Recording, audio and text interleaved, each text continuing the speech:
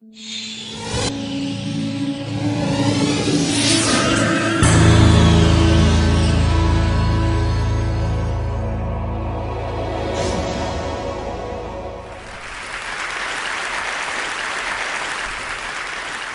start with day and night.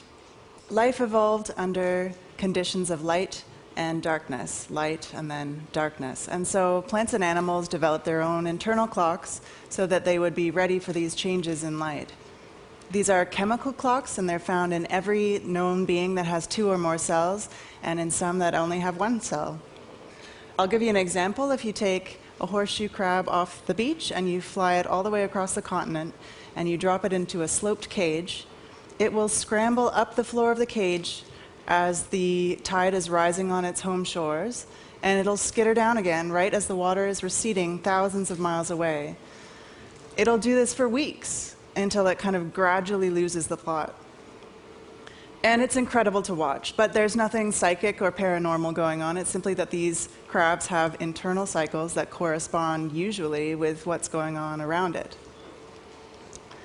So we have this ability as well, and in humans we call it the body clock. You can see this most clearly when you take away someone's watch and you shut them into a bunker deep underground for a couple of months. People actually volunteer for this, and they usually come out kind of raving about their productive time in the hole.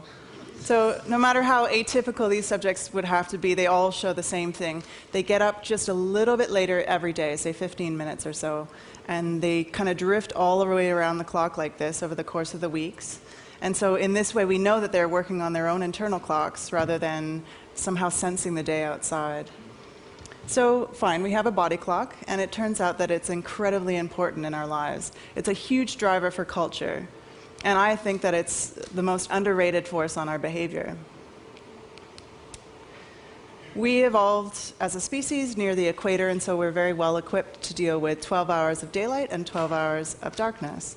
But of course, we've spread to every corner of the globe. And in Arctic Canada, where I live, we have perpetual daylight in summer and 24 hours of darkness in winter. So the culture, the northern Aboriginal culture, traditionally has been highly seasonal. In winter, there's a lot of sleeping going on. You enjoy your family life inside. And in summer, it's almost manic hunting and working activity, very long hours, very active. So what would our natural rhythm look like? What would our sleeping patterns be in this sort of ideal sense? Well, it turns out that when people are living without any sort of artificial light at all, they sleep twice every night. They go to bed around 8 p.m. Until midnight, and then again they sleep from about 2 a.m. until sunrise. And in between, they have a couple of hours of sort of meditative quiet in bed. And during this time, there's a surge of prolactin, the likes of which a modern day never sees. The people in these studies report feeling so awake during the daytime that they realize they're experiencing true wakefulness for the first time in their lives.